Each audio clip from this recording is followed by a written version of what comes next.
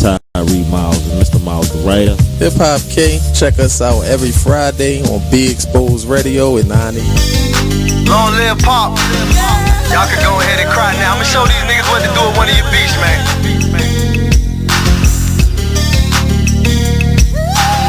I am gas, by the way. Strong woman story should have been on CNN. Nobody knows what it's like being Gwen.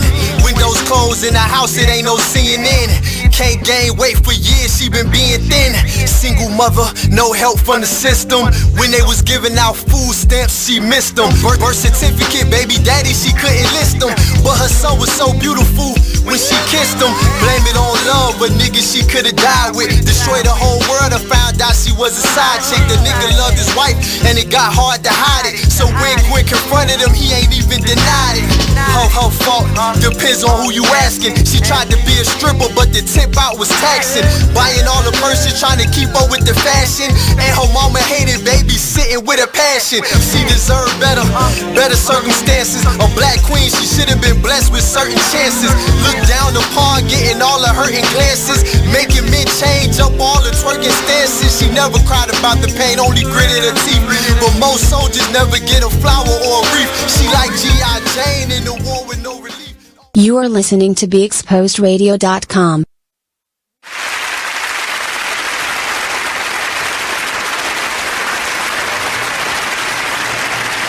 Hi, and welcome to Now We're Talking. We are so excited to have you again this week. It is Thursday. Hey, Mervin. Welcome. Hello. Hello. Glad to be back another Thursday. Yes, we are here, and it's been an amazing week. We still have another day to go for the work week and a couple days over the weekend. Mm-hmm. Yes, we have a very special guest with us today for our first segment. Hello. Hello. How are you? Good. Thank you for joining us today. You're welcome. Well, welcome to Now We're Talking. I know you've been watching us for quite a while, huh? Yes. Who are you? My name is Walker Bishop. I'm your son. So we have a special guest today. Walker Bishop is here, and he has been asking me every week, can I go to the radio station with you? And I'm always like, yeah, you can come. And finally he said, didn't you say at the end of this month it was over? Well, I'm headed out for Christmas, and that means this week is it. So here you are. Thanks for coming. You're welcome. Okay. So we always start with our wins. So, Uncle Mervin, would you like to start? Sure, I'll start. So my win for this week is I had talks for one of my biggest entrepreneurial ventures since I started my business. So if all goes well, this will be the biggest contract that I signed. That is amazing. Congratulations. So looking forward to a win of possibilities. A win of possibilities, that's right. We're going to claim it already. That's right. Yes. I'm excited for you. Mr. Bishop, do you have a win for this week? Yes. You do? My win is that I'm here right now with my family and everyone I know. Oh, that is a win, I must say. That's a big win, huh? How long have you been waiting for this special moment? Since I was like a kid. That's a long time. I mean, for real, that's a really long time. You think it was a really long time? Yeah. Because you're grown up now? It's been like 7 months since I've been asked. No, it's been 6 months since I've been asking you. Uh-huh. Yeah. So I'm at the age of 7, and I was asking you since I was 5. Wow, that's pretty major. That's well, I'm glad. Persistence. It's persistent. Persistence pays off. And look at you here. Here you are. Look at you here. So would you like to say hello to anyone? Yes, I would like to say hello to my Grandma Tutti. Hi, Grandma Tutti. I'm sure she is too excited to have you looking at her tonight. I bet she's smiling and laughing. You think so? Yeah. Okay. Well, I could see myself. Oh, yeah. I'm just going to turn it down a little bit. So my win, it's a little delayed, so don't focus on here, okay? Don't let it get you sidetracked, brother. Okay, so he has a little cold. Good job on covering that. I have a little cold. It's my allergy season. It is? I know, brother. It's a hard life you're living out here.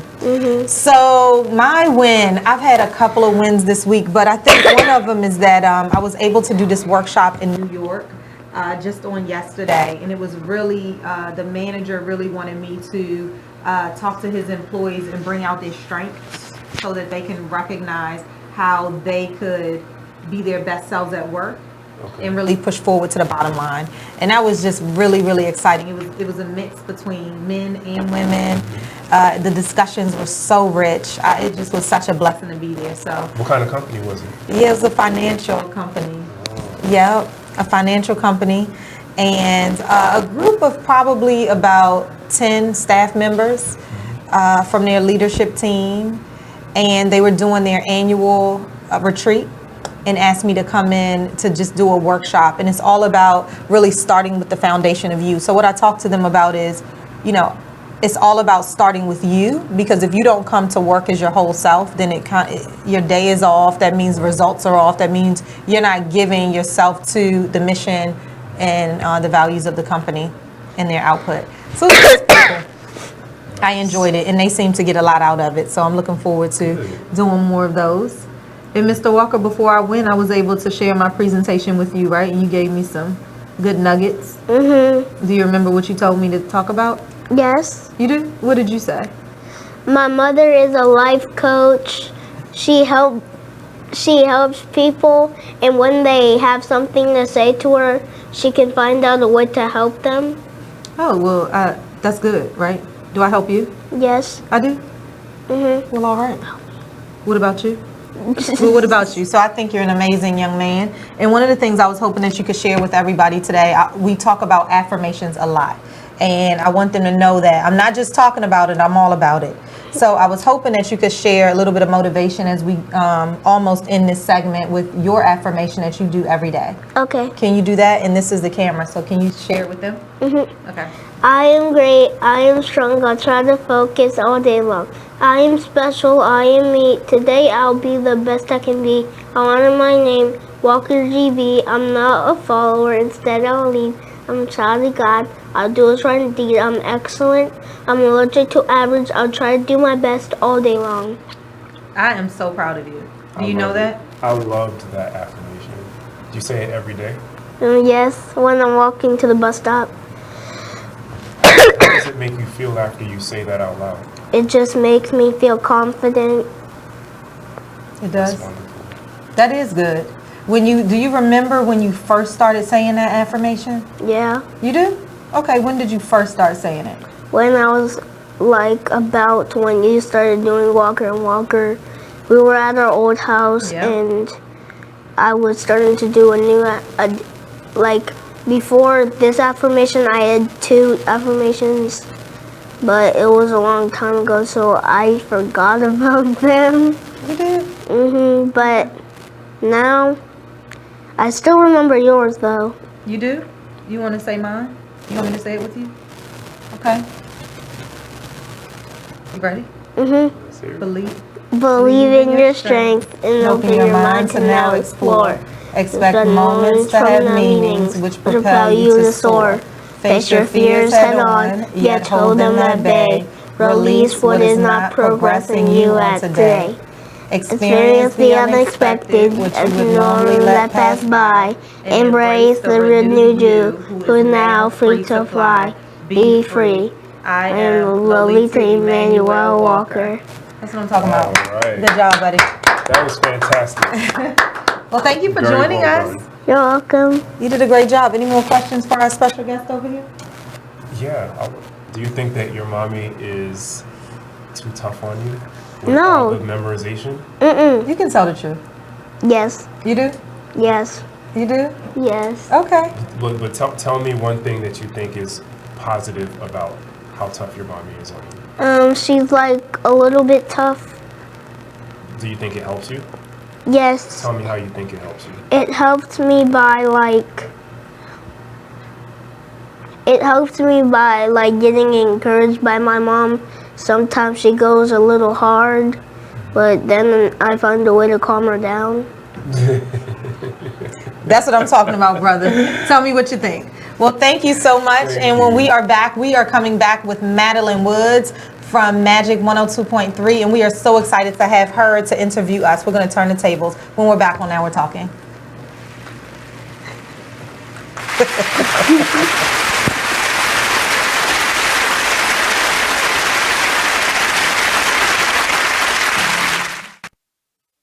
There's a rumor going around that Tyler Perry and Oprah are beefing. Well, let me tell you about this. Tyler, okay, told Oprah, bitch, if you don't have my money, we're going to have a problem. Ooh. Oprah said, what is the problem? Ooh. You said if I don't have your money, there was going to be a problem. So Oprah is standing her ground like, bitch, I'm in charge. Yeah, you know, you may have a $250 million studio over there that you film all your shows and movies and stuff on, but I have the empire.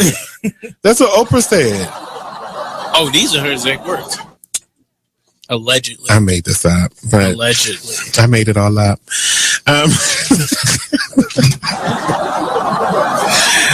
But there was a rumor that they were beefing.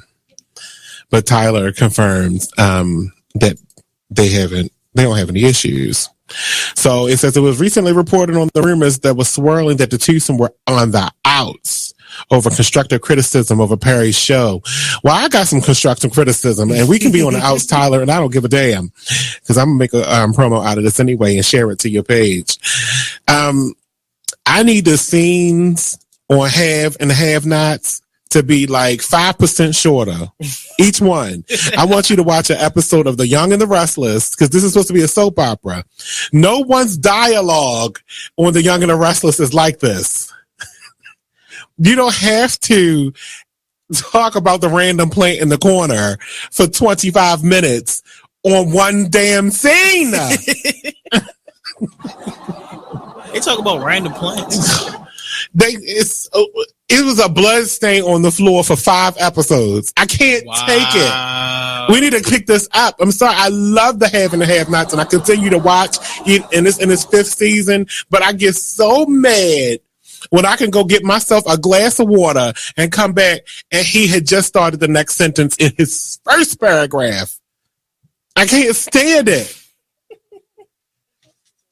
They just want to get the point across. It's not but you don't get the point for 4 episodes. It's too much. So, now according to ET Online reports, Tyler Perry has a pre-cut and dried response to a pretty cut and dry response to the rumors about him and Oprah. Here's what he says. It's completely false. What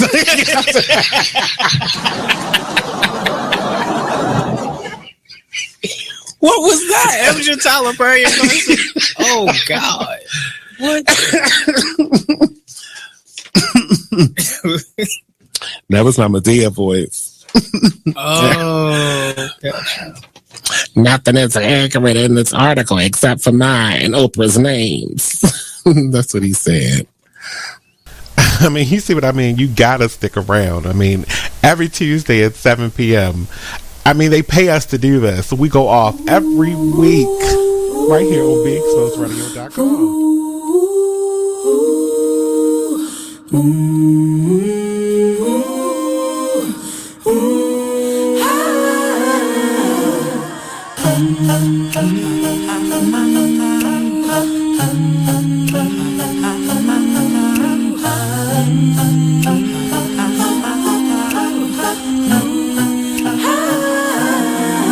You're like an internal bleeder. Can't see your pain, but it can silently kill ya. So deeply wounded, but don't say a thing. Too afraid of what the people may say or think. So you just sit there and you suffer in silence. Your pride won't let you just uncover your secret. You are listening to BeExposedRadio.com.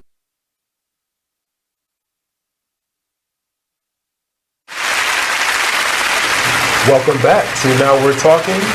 with Mervin A. Bourne Jr. and Lolita E. Walker. Hi, happy Thursday. We are so excited for you to be here once again. We also have our super special guest, Madelyne Woods. Hello, hello. Hello, Mervin and Lolita. Thank you so much for having me. Thank you for joining us. Thank you for joining us. It is such a pleasure. I mean, I haven't had a pleasure of being in a room with you doing an interview for a little while now, and I really miss it. I know, me too. Yeah. We got to get you back on the air. Oh, yes, sign me up. So I'm so excited to have you. Well, you have so much to talk about, so I always love having you in the studio. Oh, yeah. Lolita is just like one of the most motivating, encouraging, high energy, good spirit. Yeah. I receive it. I receive it. Yes, yes, yes. So it's always a pleasure to be with you. For the fanners.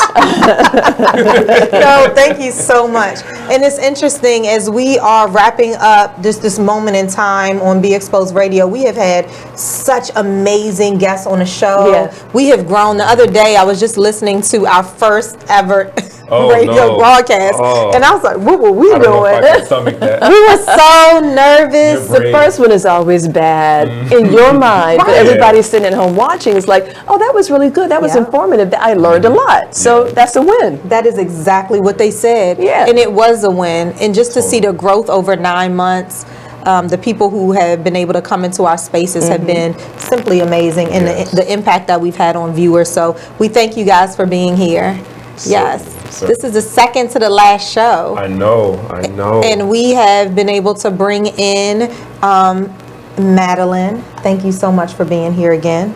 So tell us a little bit about yourself. Oh my gosh. Well, I am a career broadcaster in television and radio. Currently, I'm with Magic 102.3. Yes. Radio 1, Urban 1 out of Washington, D.C. Yep. Happily married wife of 21 years Woo! now. Wow. Yes. Yeah. I got a good husband. I love him so much. And 2 beautiful children. Yes. Really adults now. My daughter's 28. My son is 20.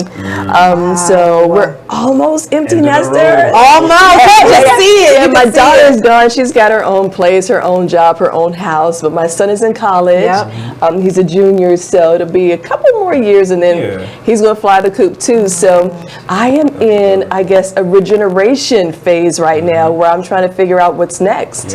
What's next for me? The best part of you know? The best part. It's time to renew and figure you out. Exactly. So exciting. I am. I'm excited about it. It's a little nervous, or nerve-wracking rather. You know, it's just like when you first come out of college, you're trying to figure everything out, and you're like, well, I know I want to do this, I know I want to be this, but when you've done so much in your career, you're like, okay, well, I've done that, check, check, check, check, check. What's going to be new? Now what? Now what? So that's where I am right now. You know, that's my thing. So we won't jump in because I'm like, ooh. But the self-discovery of it all is going to be just so amazing. And you and your husband just rediscovering each other. Oh, yeah. Oh, that's just beautiful. Amazing. Yes. Yeah. Oh, I'm so excited. I'm excited for you. So you have to keep us in the loop. I will. Kind of what's going on as well. Thank you. Yes. And I know that we're going to have Lamar LBD Robinson, who's also a Morgan State alum. Yes. Class of 99. Yes, oh, my goodness. Yes. 99. So wow. It's just a great year. Year. We all graduated in 99. I see. Okay. That's what it is. The wine was good that year. The wine was great that year. Was it? The finest wine in 99. We did a couple great things.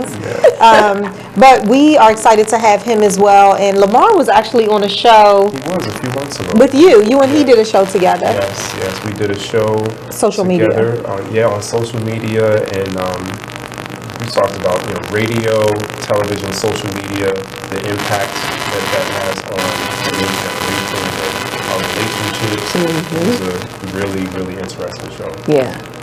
Well, today, in our next segment, when we come back, we're going to be flipping the script, and we are going to have Lamar and Madelyne kind of asking us questions, which is different for us on this platform, but it's going to be amazing.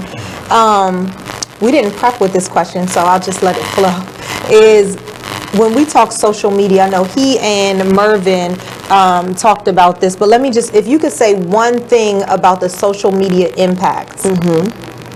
What would you say it was? Just media, social media. What's one big impact you're seeing now? Connectivity. I think it allows you to talk to so many people you would never have access to. It allows you to see so many different opinions that kind of help you form your own and influence you that way. I think that it's a great tool, but it can also be a very destructive tool. Yes. Because this whole culture of being hypercritical and this whole culture of, and even the president talked about it, council culture.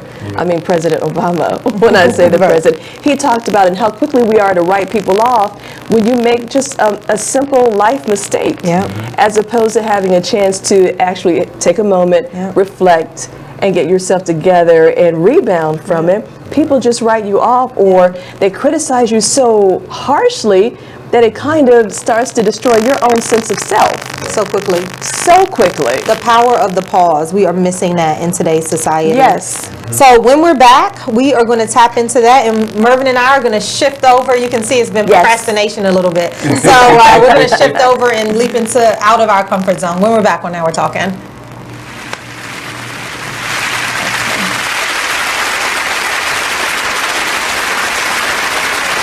To this flashback of Skyline Radio Show. So where we at? Where we talk about the effects and what's going on in these schools, and what people don't understand. Just real briefly, I just want to talk a little bit about what people say bullying is or is not. So bullying comes in many forms. It's a teasing, it's the cyberbullying, it's the texting, it's the phone calls, it's the posting of pictures and people's personal information to pretty much cause them harm, to have them feel insecure. It's the sex assaults that people actually put out there. There are physical assaults, and there are mental assaults and emotional assaults. And what I like to remind individuals that any aggressive behavior towards anyone that is unwanted and unwarranted, and an individual asks you to stop. Let's stop there. Stop. And they should be respecting that. Respecting that and respecting yourself, because when you're able to respect another person, you're able to respect yourself. And the way that you're able to show that respect is that you know that you have a gift and you know you're uniquely made and that you matter, and then you also acknowledge that the next person beside you matters as well. You know? And we lose that sometimes. Okay, bullying is a behavior that underestimates the lives and legacy of you. Walker, slow down, I'm sure buddy. when they was bullying me, and I'm sure when they was bullying you, they didn't understand who you're going to become later on. I didn't know. Right, because I'm popping. I can't. All right, let me tell you, all those people who felt like they wanted to say whatever to me, look at me now. It's like, no, y'all don't understand, but I've been through some things, okay? And you know what? No. I applaud you and I salute you, because a lot of times we do not take the time to say, I'm okay, and I'm okay with me, and there's nothing wrong with me, and I'm amazing, and I'm blessed, and I'm strong, and I matter.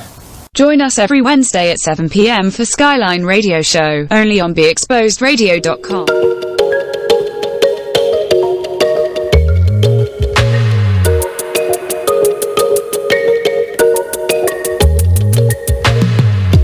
Far into this unknown to find who we really are.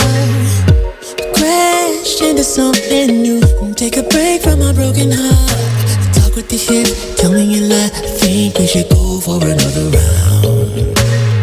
Baby, try not to say too much. Let your love come down. If you wanna rule, there's some rules you gotta live by. Live by. Stay true to your cool, make a move. Don't wait on nobody else. And if it feels like a melody, sing a song, be my radio. And if you follow me there, I'll follow you back. Let the night unfold. I can tell that she can't get enough. Show enough, she couldn't get the things off from me. Oh no, she couldn't get the things off from me. Touching hands till we dance in the dark. Show enough, she couldn't get the things off from me. We do whatever you like. Get the things off from me. Oh no, she couldn't get the things off from me. So let's slide, you and me alone, to find who we really are. Crash into something new. I got that leg banging up the car. So tell me you kiss, tell me you lie. I think we should go for another round. Baby, I wanna take you, but we gotta cruise so we can lose the crowd. If you wanna rule, there's some rules you gotta live by.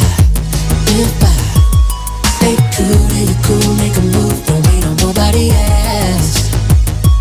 And if it feels like a melody, sing a song, be my radio.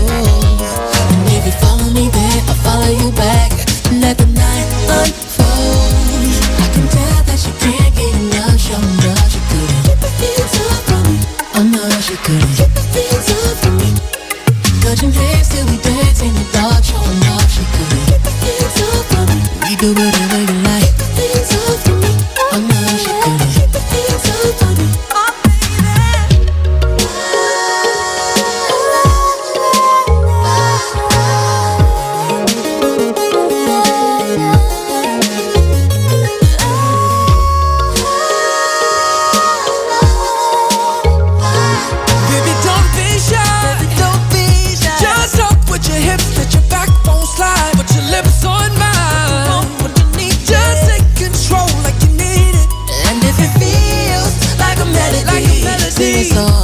You can be my radio. You follow me there, I follow you back. Let the night unfold. That you can't get enough, show love. Hands up, gotta keep your hands up for me.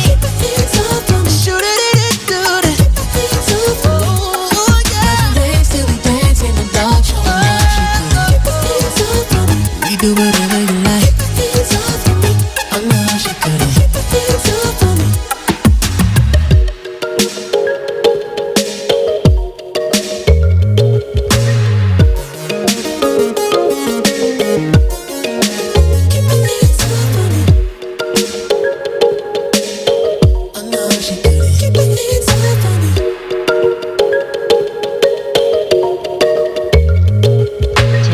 And listen to this flashback of the Artist Exchange radio show. Any trouble, because I get into any trouble, but I had a problem that this then became a discussion at that workplace environment. Now, the discussion was I should have been more sensitive. In what way was my first response? And I guess when I had to meet with that said person who had the issue with the person who was said leader of that organization. Okay. I said, well, to that person, how would I have known that? Well, you should have asked. I think so. You want my opinion? It was a circle, and I was willing to go on that merry-go-round. You are better than most. Yeah. I think that's normal when you're in a group and there's norming. Most of the time when you're in new work environments or you're in a space where you're getting to know people, it's normal now to ask for people's preferred pronouns. You wouldn't have known that. Normal to who? What is normal? Well, you work in social... You work in social innovation and my pronouns, so it's not normal to me. You don't, but I think because I feel like the person was probably offended because they felt like you were not honoring whoever they are, right? But you wouldn't have known that. Still to this moment, I don't know what their pronouns are. So in that they didn't offer circle, we still don't know. So I'll go as far as saying I perceived it to be a she. Perceive them to be a she. Them. Yeah. Her, him, they, them. It seems like they, them would be the easiest one on this one. Join us every Monday and Friday at 2 p.m. for the Artist Exchange radio show, only on BeExposedRadio.com.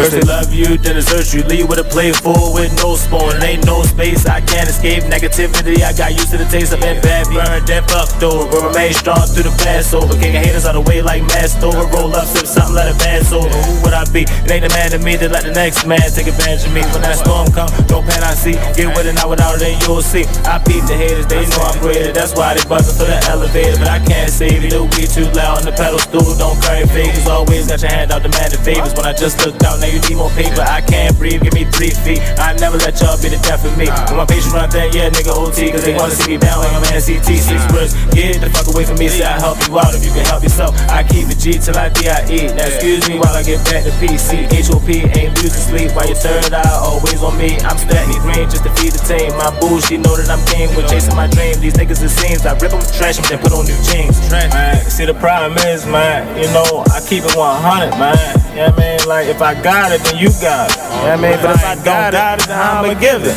You feel me? But I definitely got you through the ride, man. Let's get it, yo. I'm really getting tired of ungrateful ass niggas. They really about to turn me to a hateful ass nigga. Like I was never there when you never had figures. Pull triggers for you niggas when you caught up in the trenches. Man, I really don't get it. I don't know what's going on, but I really don't feel it. Niggas really know that I've been there from the beginning, but the more I see niggas side switch, it make me wanna bring it closer to the end, and that's why I can't fuck around with these niggas. I'll fuck around with my hoes, cause niggas acting like bitches and hoes acting like bros. Man, I swear I really don't get it.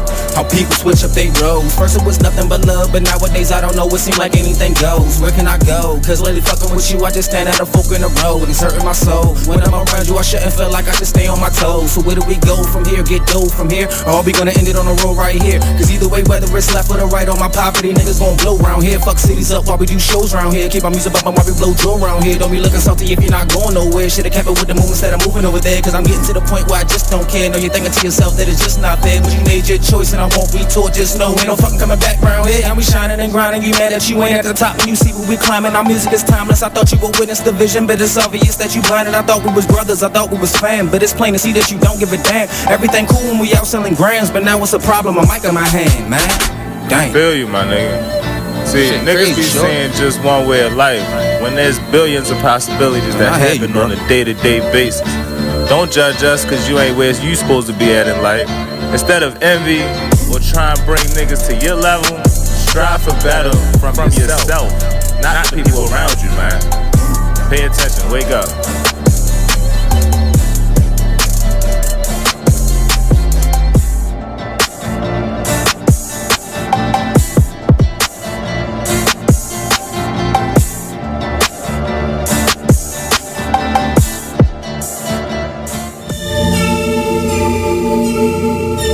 Like the one thing you always gotta remember is people gonna try to project their insecurities onto you. But you can't listen to what them niggas saying. You gotta get out here and do your shit regardless. You gonna do what you love for the rest of your life anyway.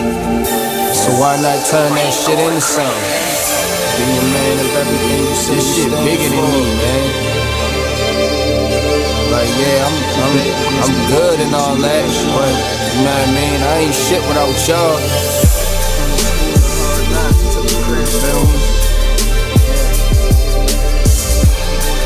So no matter what you up against, go hard. Don't matter. Can you imagine how I really having nothing is? Stomach growling, you ain't got no food in the fridge. Surviving on a jail diet of water and bread. No father figure, that's cause my father dead. Mom's bringing different niggas in and out the crib. No money, so you seen it's less than all your friends. But it a joke because your mother was a crackhead. Older sister hoeing off, giving all her homies head. I could wait for your response, but they let her hear me talk, so I just wait for the applause. I always knew that I was great, I got them haters so appalled. I'ma make it out the darkness, and my word is my bond. Niggas delivering these bars while I'm gripping on my balls. Jealous niggas hate to see you succeed, so fuck them all. I'm the master of my destiny, nigga, you not in charge. You either on your grind or in the way, so get lost. Be a man of everything you say you stand for. Lead your people by example, being hands-on. If you're back against the wall, then get your mash on. Fix your vision on the future like it's fast forward. The world is yours in due time, ain't gotta ask for it. I'm from the school of hard knocks, I took a crash course. Shit be stressful, my nigga, that's why I'm getting high. But that's life, and it's the code that I live by. And you know how it is, where we at, nigga. They say money can't buy happiness, but I be happy as a bitch when I can have dinner. Learn from your losses or you end up like the last nigga. I fall off, I bounce back, I really come from the dirt. But if you wanna make it happen, gotta put in the work. The word will kick you when you down, and I know this shit hurt. And it's crazy cause your family, your shit on you first. My sister stabbed me in my chest, I had a hole in my shirt. I never said a prayer for on my way to the hearse. I died twice that night, man, I'm just happy to be here. And shit like that is the reason I never be scared. Was drifting through the smoke in the field, I couldn't see clear. It's deeper than the rap, I'm where the bottom of the sea is. Was trying to make it happen till I happen to ball. It's all mind over matter, the fuck the matter with y'all, huh? Be a man of everything you say you stand for. Lead your people by example, being hands-on. If you're back against the wall, to get your mash on. Fix your vision on the future like it's fast forward. The world is yours in due time, ain't gotta ask for it. I'm from the school of hard knocks, I took a crash course. Should be strapped with my nigga, that's why I'm getting high. But that's life and it's the code that I live by.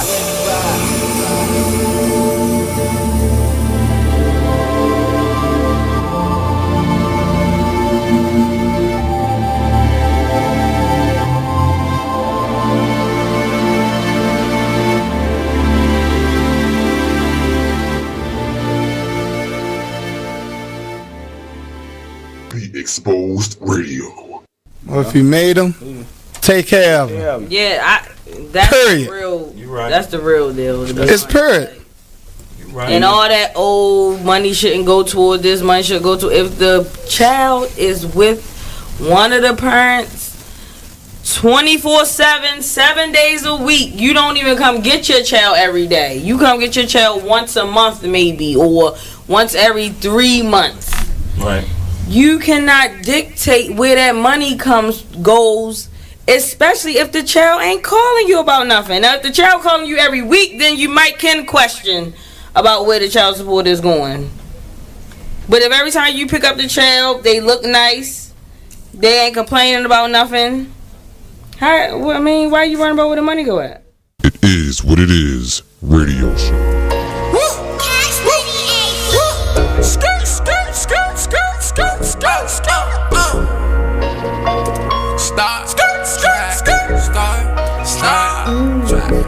I'll be up in the way. I'll be up in the way. I'll be up in the way. I'll be up in the way.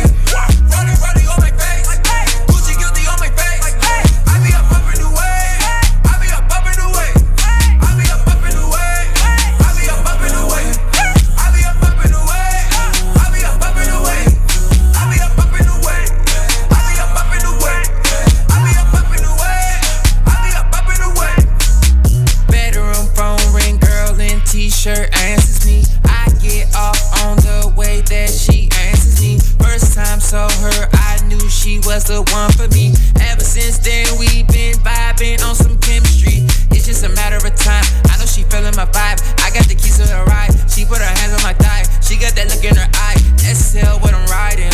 Royalty, call me highness. All day and overnighted. Cause it's crunch time when I'm grinding. This Adderall got me nauseous. Proceed with caution. Tired of lanes, I'm exhausted. Poppin' Zanny Zan, sipping out the faucet. I'm confused, don't know what I'm doing. Wait, what I'm doing? Got me going where the I'm going. Out of space where I'm going.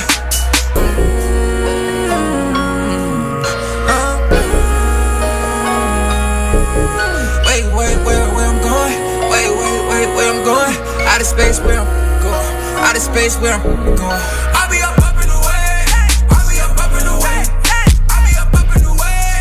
I'll be up in the way. Running on my face. Gucci guilty on my face.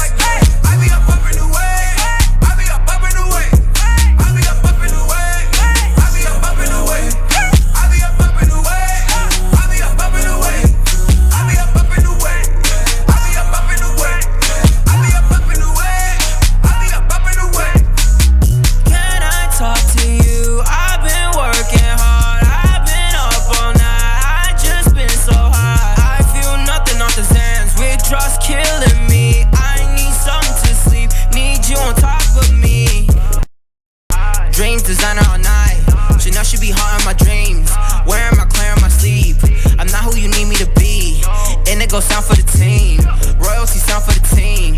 Hippie vibing for the team. I need space, girl. I need to get out, yeah. Slow my motions, leaning. I've been out, yeah. Never worry about me. I've been chilling. Can't do this no more. I'm in my feelings.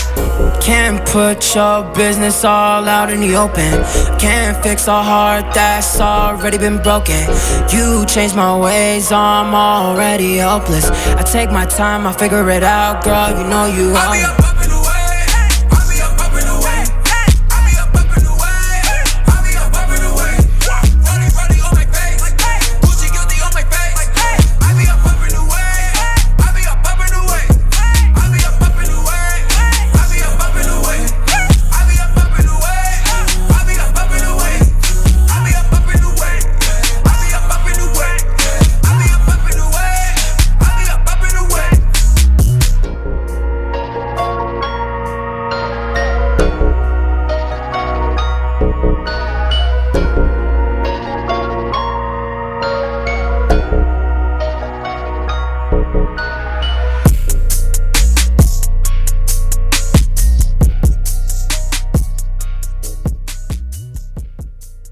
Take a minute and listen to this flashback of the Black by Demand radio show. Control.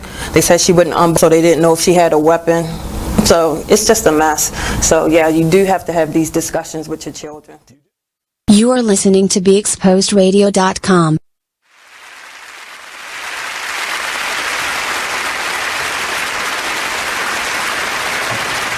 Welcome back to Now We're Talking with Lolita E. Walker and Mervin A. Bourne Jr. Hey, welcome back. We are back for another Thursday, and we're so glad that you have joined us. We have two amazing guests today, and tonight we're doing something a little different than we usually do. We're jumping out of our comfort zone. I feel a little nervous, actually. Yeah, so usually we're the ones asking our guests 10,001 questions, grilling them, putting them in the hot seat. Yeah. And tonight we're going to turn the tables and sit back and relax a little bit and allow them to grill you. Let our viewers learn a little bit more about us. Yes, but first, as procrastination goes, welcome to the table, Lamar. Oh, thank you. I'm glad to be here. Yes, tell us a little bit about yourself for the viewers that don't know. The Marvelous. Yes, the original The Marvelous. Baltimore. No, OG. My name is Lamar LBD Robinson. I was on the show before with my friend Mervin here, Morgan State grad. That's right. I've been doing radio for about 25 years and currently can be heard with the fabulous Ms. Madelyne Woods here with Magic 102.3 and 92.7. And heard every weekend. Hashtag Magic Sunday Fun Day. Yeah, and, so good. We're having a good time here, so I'm glad to be here. All right. Well, we're on. Enough procrastination for the night. Madelyne's giving us about herself, and we're going to just flip the tables. I'll come beside my friend Mervin, and we're ready. You're ready for everything? We think we are. We think we are. Stay ready, you'll have to get ready. I mean, that's right. Morgan State University, that's what we do, how we do. Oh my goodness. I'm starting to feel really outnumbered here as an HU Howard University Bison. We know. I tell you like this, it's all HBCU. It is. That's right. It is. All HBCU. That's right. You can't get But away I must from it. say, you know, it was only one university that could be the first in the Macy's Day Parade with their marching band. And I mean, Morgan State came through with that one there. Well, from Maryland. From Maryland. Well, wait, no. Howard's in D.C., yeah. You were the first from Maryland. FAMU has been there, South Carolina State. I have to look that up. Okay. So I have to look that up. Do that. We have to look that up. Yes, I have to look that up. I think we officially been checked. We have officially been checked. We can look that one up. Okay. I'll take that. I'll take that. Well, let's get down to business here, and let's talk about your business. What is it about you two that makes you so motivating, that makes you even want to inspire and empower people like this? I feel like I've been through so many really cool experiences, really rough experiences. I've been blessed to be in a lot of different places and a lot of different types of spaces that I didn't really anticipate every step of the way, but I've learned so much and I've been able to help so many people. And I feel an obligation to use everything that I've been through to help other people. And what's your expertise, Mervin? So I'm an attorney by profession, and before I was an attorney, while I was in law school, actually, I worked in corporate America for about 6 years at a technology company, and after I graduated, I just went into law full time. So probably about seven or so years ago, I started writing my first book because I wanted to tap into my journey, specifically my journey with my father and his separation from my mother, and having a large period of my life where I didn't have a father and was raised by a single mother. And I started to see the connection between my personal experience and the experiences of all the families that I was dealing with through my legal work, whether it was through the child welfare system, the criminal justice system, and even in corporate America, seeing and observing the dynamic between Black people in corporate America, Black males in corporate America, and how that runs and operates. And I realized that there was a connection between all of those points, and that there were patterns and similarities that I was seeing over and over and over again. And it dawned on me that I could use my experience and my perspective to help every single mother that's raising a son without a man in the home. So that was the impetus behind my first book, and that was just an amazing experience. And now I'm in the middle of writing my second book. So that's awesome. Yeah. Wow. Talk about a life journey. What about you, Lily? Same question. Same question. So what is it that's motivated me to be doing what I'm doing right now? A couple of things. I think like Mervin, you find at a point in time that this is your passion and this is what you want to do. So for me, when I leaped from corporate America, you ask yourself, like, what are my strengths? What am I going to do now? And when you really look into it and figure out what you're really good at, like, what is that one thing that people come to you for all the time? What is that one thing that no matter what, people are always coming to you for? And for me, it was always people come to me to just share and they want input on what they should do next. It just kept on coming back to that. And when I really looked at what that was, it really is coaching. You know, when I look at where I excelled in corporate America, it was really in cultivating the people that were my direct reports into the awesomeness that they were able to be, finding where their strengths were, finding where their weaknesses were, and then cultivating those so that now they can leap and they can soar. So you look at that and I said, that's my life's purpose. And when you start pulling together programs that do that, I said, well, the same way I got an engineering degree is the same way I should get certified in this coaching space that I want to be in so I can really be an expert. And then that's what I did. And more and more, the more and more you do it, the more and more you talk to people, you recognize that I feel good when I can look at you and say, I helped you put that smile on your face, right? And when people come back to you, even when you have a session and you don't know, you're like, it didn't really go how I wanted it to go, but they come and they say, that's amazing. I feel so free. Wow. So if you were to ask me, like, what is it, when people walk away from you, how do they feel? I would say that they feel free. They feel like the distractions are moved out of their way. They feel like that they're moving chaos to now they have clarity. And that's one of the things that I really know that people walk away from. And for that, I'm just like, that's amazing. And that's important in this time because there's a lot of people out here who get involved with their everyday lives that they forget about who they actually are.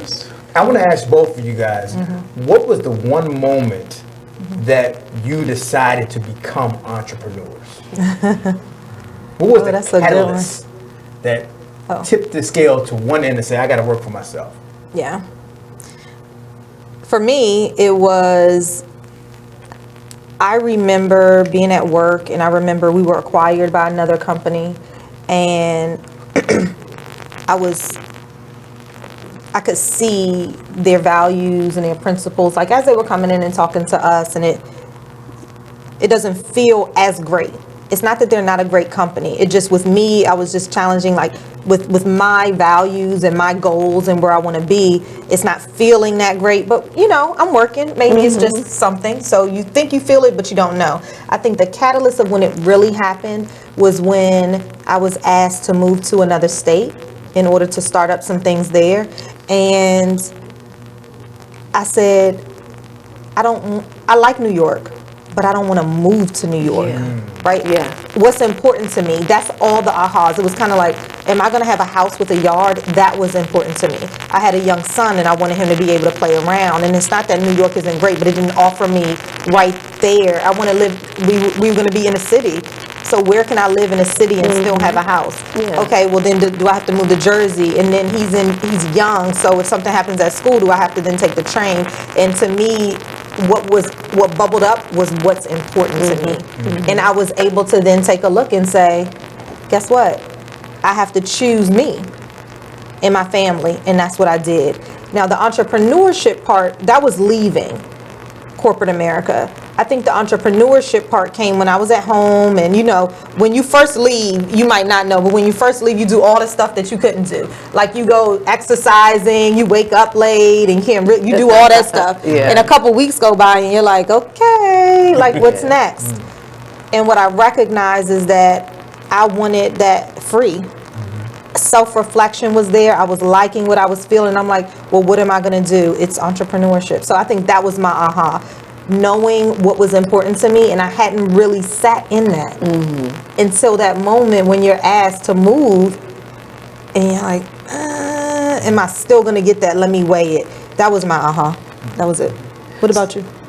Yeah, mine was, so after I decided to write the book and was talking about the book with a family member of mine, and an idea for a documentary came up, and then an idea for a television show came up, and then I realized that if I'm doing a book and producing a documentary and producing a television show, it just dawned on me that this is a media company that's budding, and just from my ideas and just coming out of me, and so like that was the moment where I didn't know what it would look like, but I knew that I wanted to help people, and that in my desire to help people, I had all these visions and ideas for all of these different things that I wanted to bring to life, and so that was when I made the decision to go ahead and incorporate, and then let it play out.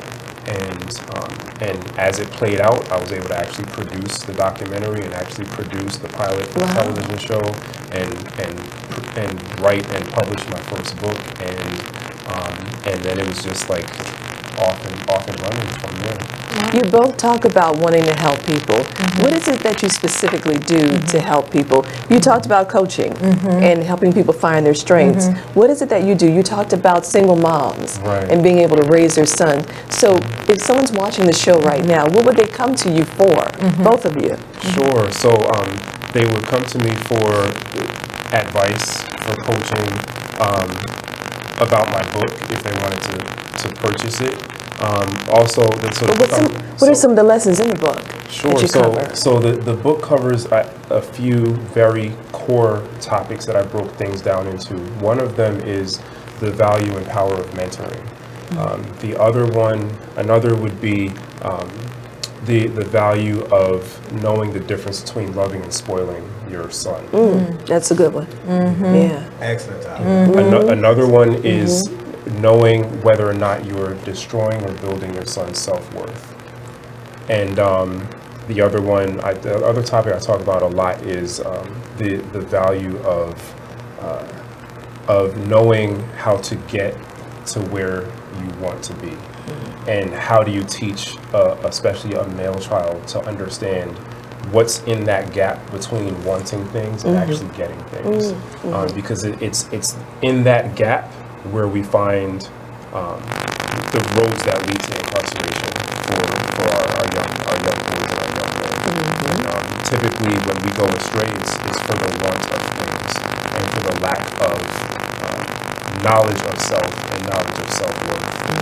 So I tie those four major concepts together into one nice, neat bow, and that makes up the premise of the first book. But the second book, I decided to focus on men.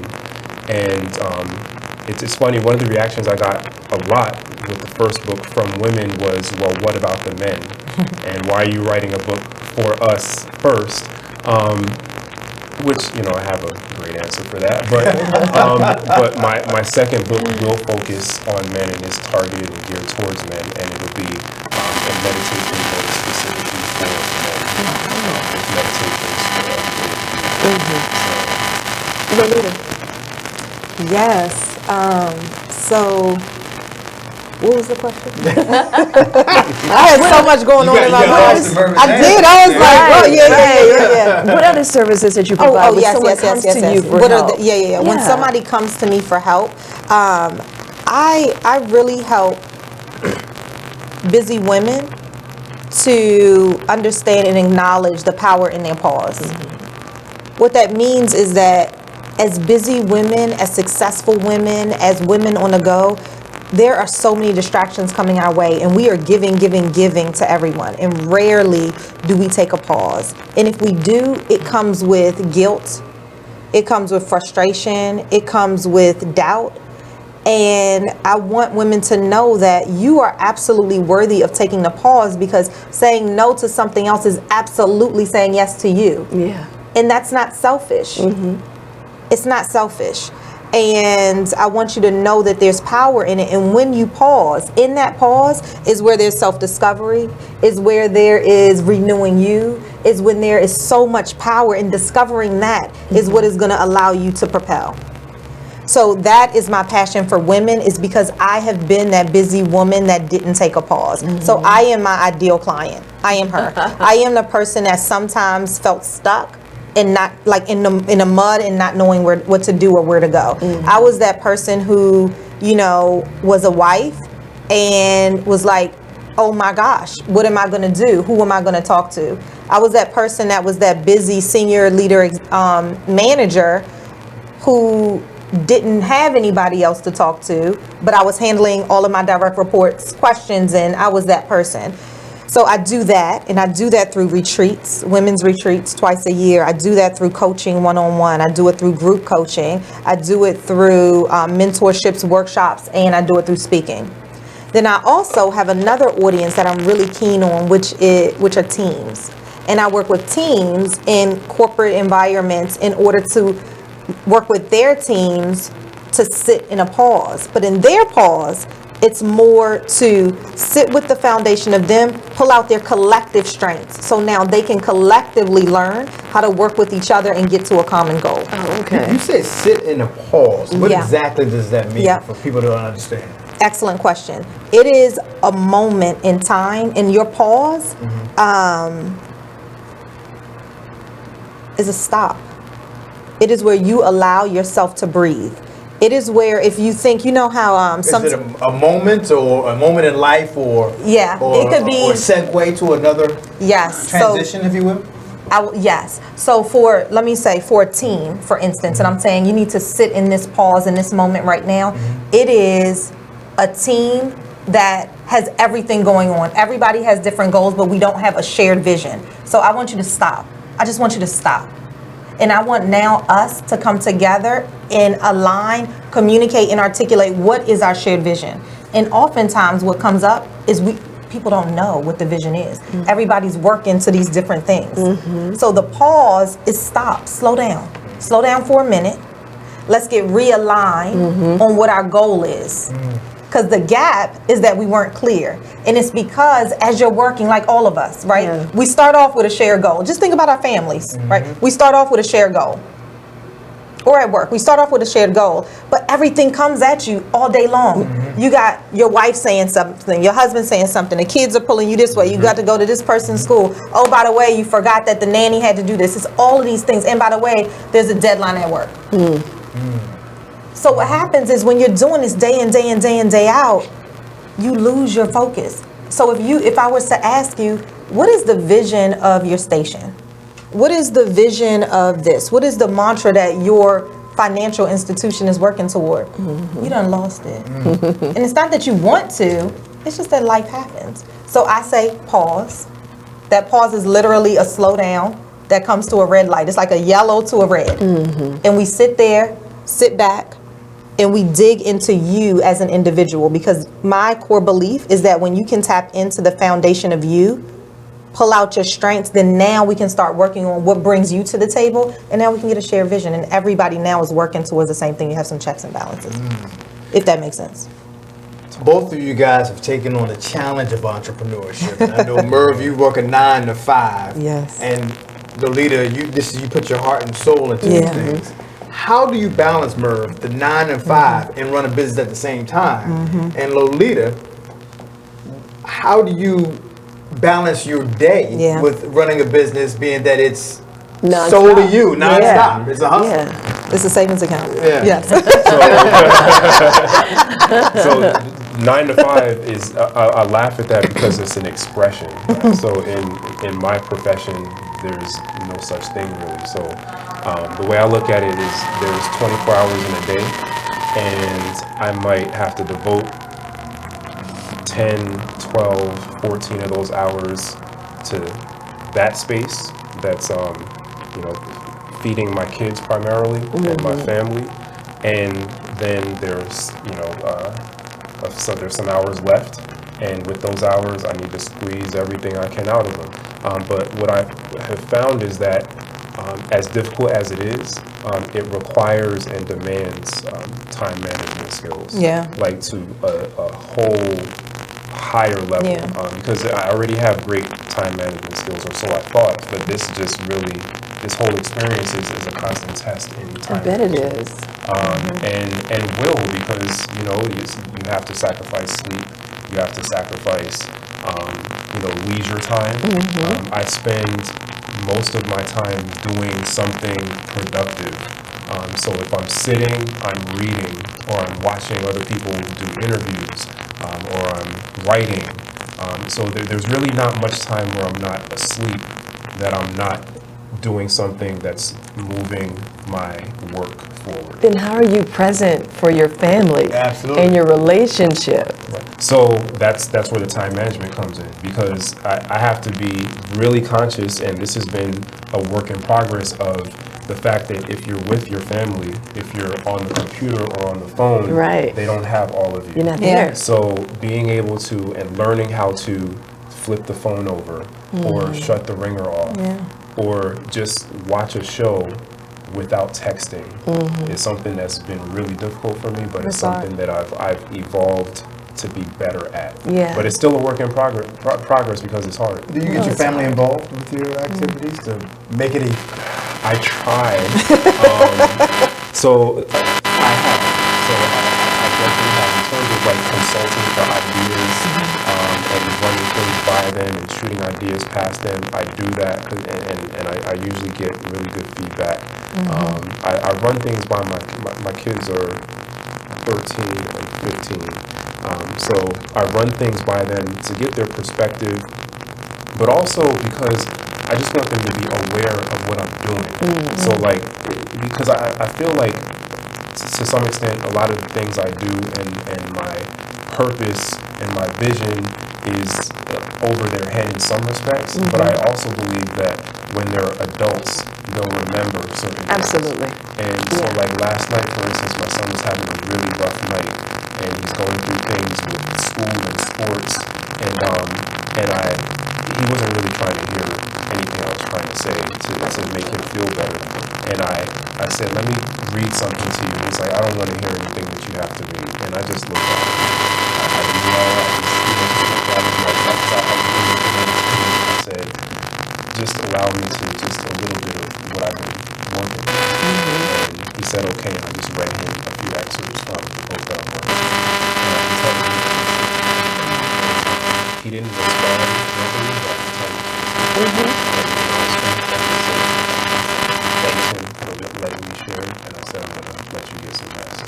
And I feel like things like that it's my way of involving them in a way that they might not at this moment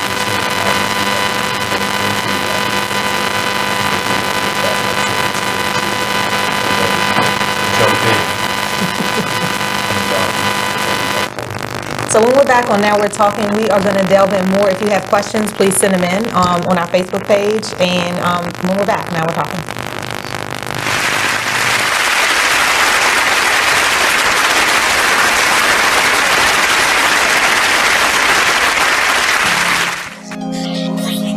White keys only have this bitch jumping.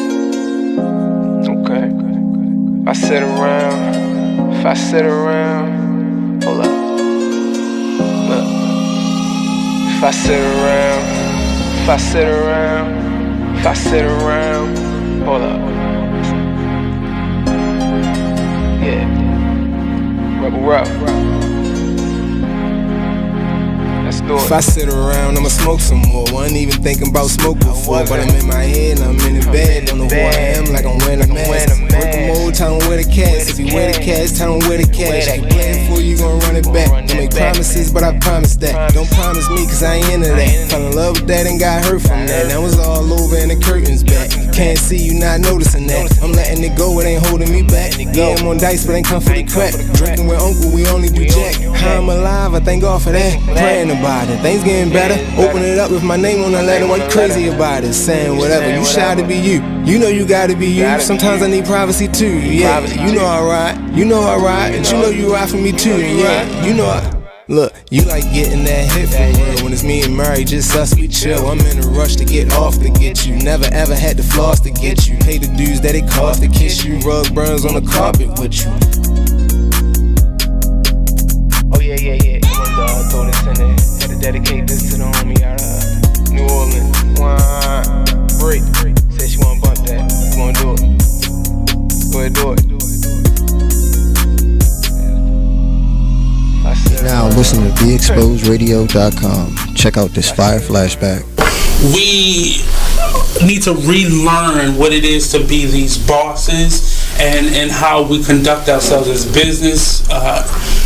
business-minded individuals and just people in general. I let my gut, and if I call it gut or God or whatever, I'm led by that energy. I know where it comes from. I know where it's, taking me, and you have to figure out what is important to you, and don't play this game.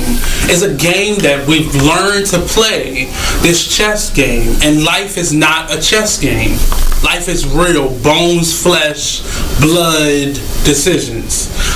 Make sure you check out the Artist Exchange Show every Monday and Friday at 2 p.m. only on BeExposedRadio.com.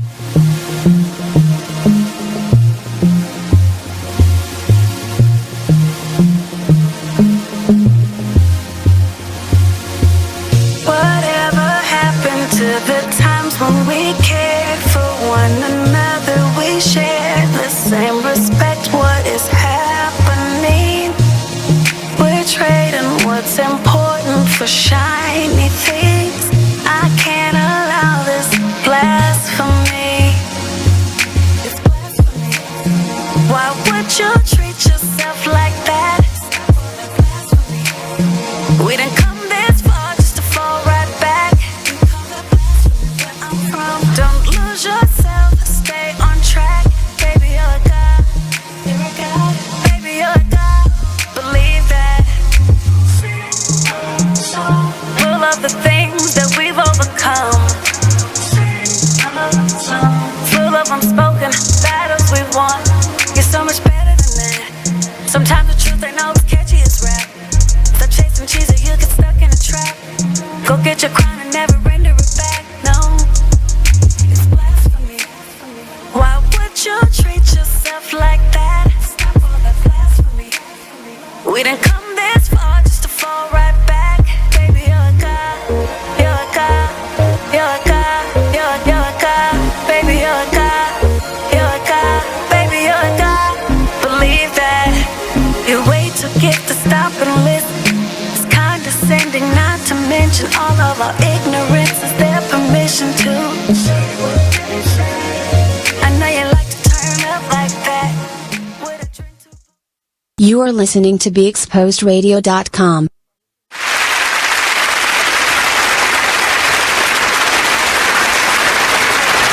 Hey, welcome back to Now We Are Talking. We are so excited to have you back today. We have our special guest. Well, first of all, we have Mervin. Hey, Mervin. What's up, everybody? What's up? It's Thursday and we're hanging out. And then we have the Madelyne Woods. Hello, from Magic 102.3. We are so excited to have you. And we have the marvelous LBD Robinson from 92.3. 102.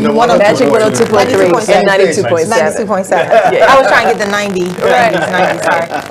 Anyway, the only station you should be listening to anyway. Exactly. So you already know. I mean, you already know. Good. So they're interviewing us, and we're just going to step to the side. Well, I have another question for you guys. Both of you talk about the work that you do with women. You coach women, you have retreats for women, you wrote a book for moms. Is it different to talk to men, to coach men? Is it different to relate to men in your, I guess, in your line of work? And what is the difference? Yeah, so I actually just had my first men's wellness retreat, and it was amazing. And I must say, it was inspired by Lolita. Lolita's been doing women's retreats for some time now, and as you're about to do your what number? Fifth. Magic 5. So February. It was February 2020. Yeah. But it was an amazing experience. Yeah. In my experience, and Lolita can speak to hers because it may be different, once men decide that they're there for something, or they're available to you, or they want to hear what you have to say, in my experience, they're less defensive. I find that with women, So we're hard-headed. they're. I find it that they're less defensive after they've decided I want to hear what you have to say. Whereas I think my experience with women is that, at least in this space, even after they decided that they do want to hear what you have to say, the walls are still up, and it takes more conversation, more time, more of a relationship building before they decide that, okay, you're not so bad, and you actually do want to help me, and the walls start to come down. Is that your experience too, Lolita? Maybe a little bit. I had the opportunity to go to Mervin's retreat. I was a workshop facilitator for one of his sessions. And what I will say is that it was clear that even through my session, because what I do is I sit people in uncomfortable positions, in uncomfortable spaces, in that pause that I push you in, you are very uncomfortable, and it's okay. It's intended to be that way. Explain how you do that. Yeah, so for this retreat, you ask questions. You ask questions that, men are guarded, and men don't naturally want to talk about issues that might be going on. I was going to ask you that because with women, they'll We're open. But us guys, we hide a lot because we have egos that are So how do you grab some of that out of it? Because I start there. Like, I know you're uncomfortable. I know you're uncomfortable, and I'm here to, so I want you to know in this session, I'm going to push you to be even more uncomfortable. This is what we're going to do. What do you guys think about, when you think about a vision board, let's just say, what do you think about? Well, I've heard about it. I think it's pretty cool, but I'm not doing one. Okay, well, talk to me about why you're not doing one. What is it that makes you so uncomfortable about that? So, you get some jokes, you hear all this, and you sit in it, and now you ask why. And when you get really down to it,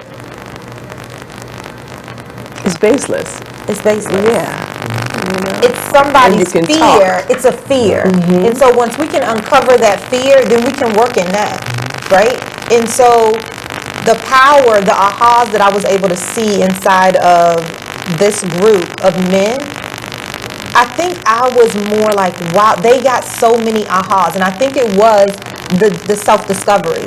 It was that what I heard was, I don't ever put myself in a position where I'm able to self-reflect, because that's just not natural for a man to do. It's not something that is like, oh, let me call my boy, we're going to self-reflect today. We're going to get this book and self-reflect. You know what I mean? But when you sit in it and you don't do that. Right, you don't do that. But I would say, I just want to say the whole idea of self-care is not something that we're raised to believe that it's important, or that we're taught to do it, or that even as adults that we're told we should be doing. But you're changing that. Yes. Thank goodness you're changing that. Would you agree that fellowship amongst guys is a little bit different? Meaning that camaraderie, maybe going to the barbershop or playing basketball is a way to get the results that you're looking for? I would agree that it is a form of self-care. But I think there are deeper levels that need to be gone to. So I think that gets you one level. Because some very deep conversations are engaged in when men get together. But I think that we can do even better. And like what Lolita was just describing with her workshop, like that was an example of delving even deeper and thinking about, like, it's one thing to go out and work hard every day and bring money home and pay bills, which is the majority of what it feels like we do. But there's a level beneath that where you actually start to challenge yourself to dream and to speak your future into existence, which is scary. And one of the things that Lolita did in working with us was really pushing us to step into that fear, confront that fear and do it. Yeah, and now that you're facing that fear, now that you're right in front of it, what are you going to do? Like, now you know what it is. Now you've articulated what it is. So what are you going to do? Right? You're going to move forward, or you're going to stay complacent? Right? What are you going to do? Because there is a choice. And I think another thing is, one of the guys actually said, like, I learned a lot about myself. Because you just don't sit in that pause. You don't sit in that uncomfortable feeling. Not because you don't want to necessarily. One is scary. One, you've been taught by society or by your father, his father, that's not what you're supposed to do. It could be a number of things, but I think in that, somebody also said, we did some goal setting or shifting your mind on how to set goals differently. We did at a workshop with Mervin. And that was going to be my question. You can sit here and have this kind of conversation, but do you give them an action plan? Yeah. Do they leave with like a directed guide of what to do next? Absolutely. So that they can accomplish what they're after? Absolutely. Absolutely. And whether it's my retreat or Mervin's retreat, not only do you leave with a blueprint or plan of action, but you also leave with accountability. So it's already delved in. And so you reconnect afterwards, and it's lifelong friendships. Like I have people from my first retreat that still talk to each other. You know what I mean? People from my first retreat that still call. People from my first retreat that come every retreat, and it's twice a year. I have one woman who comes every single time, and she said, the first time I was coming to support you. She was like, the first time it was your first one. I'm like, oh, let me go support her. She's like, everyone after that, she pays at that one. But like now it's February, I'm gonna pay for September right now. You don't know where you're doing it, but it's okay because I know it's gonna be good. And every time you level up, and there's this expectation that I need this for me. Wow. I need to be poured into. I have to be poured into. And when you can recognize that you deserve that, and that is going to help you be happy, be more productive in your job, be happier at home, because your mind is shifted. You are now, you know the why you're doing this work. You know the how you're doing this work. You know the impact already. You know how to ask for help. You know what an accountability partner is. You can articulate, these are my strengths that I'm bringing to the table. You can make yourself vulnerable and start to ask questions to your spouse, to your loved one. It becomes so freeing. And when you can experience what free finally feels like, you want that. So you get strategies to be like, how am I going to incorporate this into my life? Because something's got to shift. Right. And it's beautiful. One might say feeling free is becoming an entrepreneur. One could say that. I tell you, it's hard as hell. It is freeing, though. I will say it is freeing. It is freeing. It's hard as hell. I'll tell you that, though. I'll tell you that. In you guys' retreats, can people look forward to? Is there a game plan, a schedule, or a focus point that people can look forward to when they come to a Mervin or Lolita retreat? Absolutely. So the theme for my retreat was better men, better fathers, better futures. And I wanted one of the goals was to address men's wellness from a holistic perspective. A holistic perspective where you're not just dealing with mental health or not just physical health or not just diet, but you're touching on all of those things.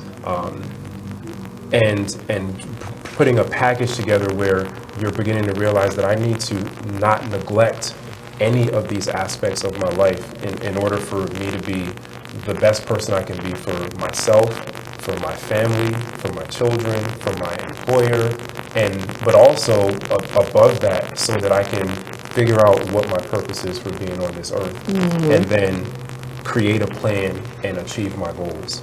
And so when you leave the retreat, I want you to have a better sense of self and a sense of direction and a sense of empowerment, that you can create a plan, that you can tap into whatever your God-given gifts and abilities are and create a plan and execute it.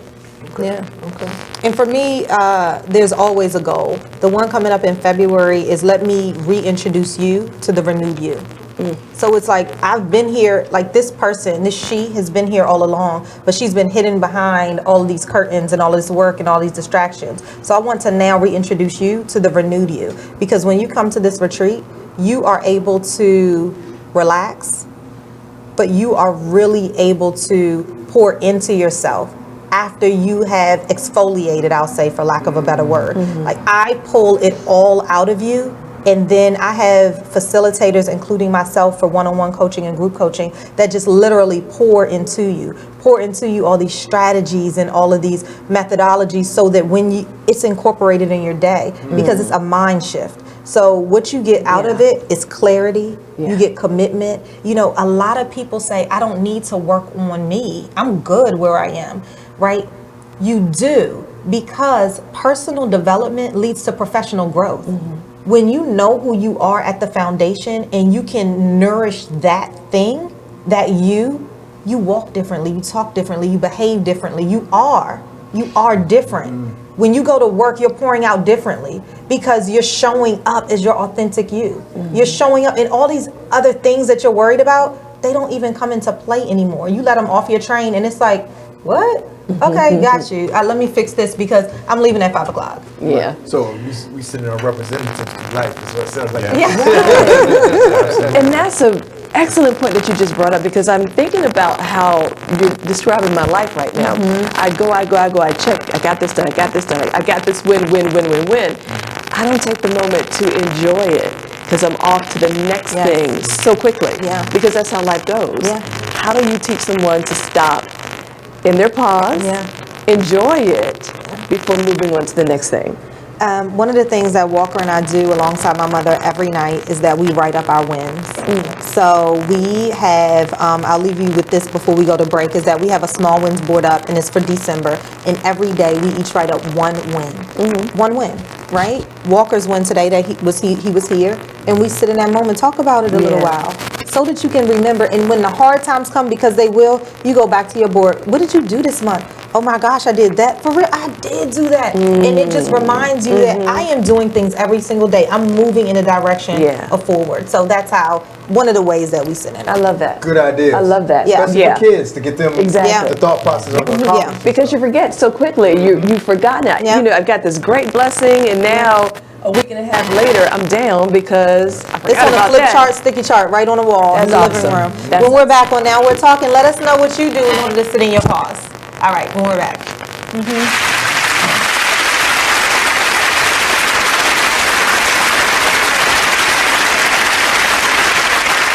Exchange Radio Show every Friday 7 p.m. to 9 p.m. every Saturday 12 p.m. to 2 p.m. Real artist, real talk, real live on BeExposedRadio.com. I was meeting with a friend yesterday, and I've gotten to the point where don't ask me a question because the truth is going to come out.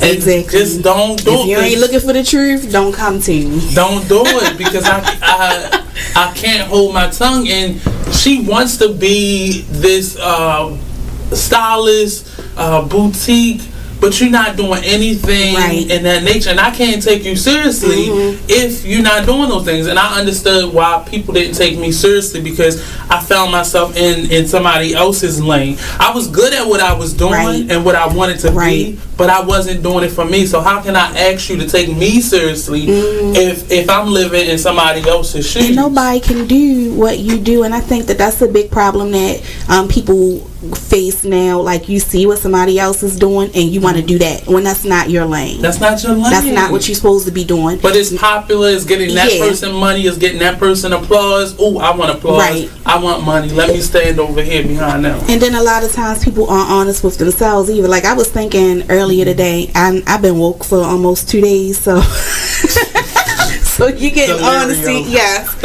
and I was thinking, like, you know, The Artist Exchange Radio Show.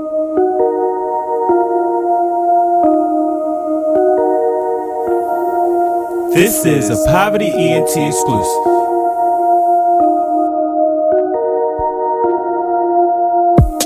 Next stop, Texaco. Strapped up, you already know.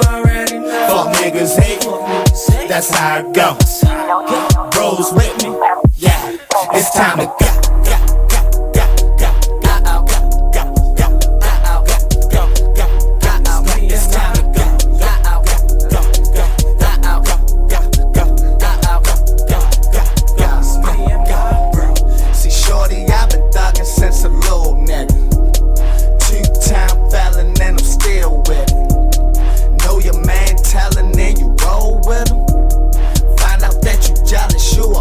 Nigga, chose by another nigga, bitch. Damn, this chopper got 50 round clip.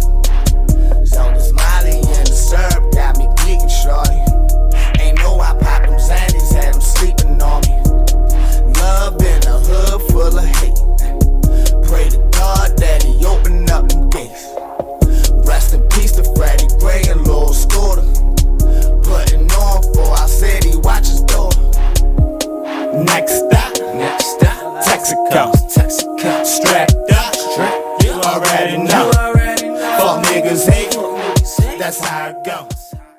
You are listening to BeExposedRadio.com.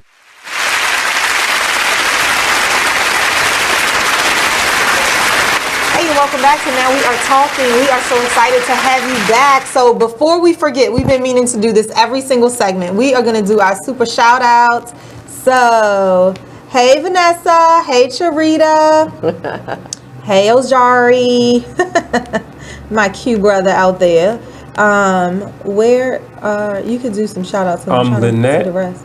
Hey Lynette, hey Troy, John, thanks so much for watching. Misha, thank you so much for watching. I don't know where mine's went.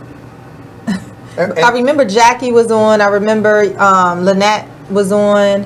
I don't see them all. I'm so sorry, you guys. When you pop back on and I can see it. And they can find you where? Every week? Every week? Now we're talking right on Facebook. Okay. I mean, right here. So come on in, let us know. We have nothing but questions that are coming. And how do you celebrate your wins? How do you sit in your pause? So we'd love to hear from you. Yeah, we can't figure out technology now, but you can find us right here. Just type on in. Type on in.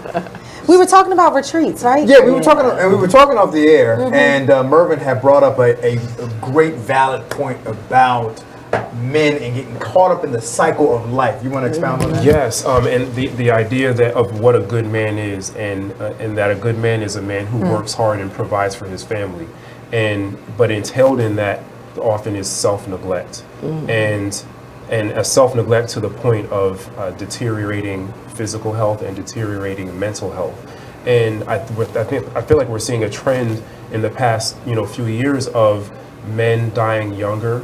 And at least I know in my circle of men in their 30s and 40s, men are going to the hospital with heart pains, chest pains, premature heart attacks. Wow. Men are dying in their 30s and their 40s. And I think that it's a symptom of this lifestyle that we've adopted as normal, of just working yourself to death. And there's no one that's stopping us from doing it, because I think to a degree at least, even our women believe that that's what good men do. But so I think that we have to be the leaders in that, in terms of making our health a priority. And we can't put the responsibility on our girlfriends or our spouses or our mothers to prioritize our mental health and our physical health and our emotional health. We have to take the lead. We have to do it. And the people that love you and that are closest to you in your life, they will have to understand, and I think they will begin to understand, that it's necessary, not only for you to be the best person you can be and for you to effectuate your purpose, but for you to just actually be around and be healthy for them. Indeed.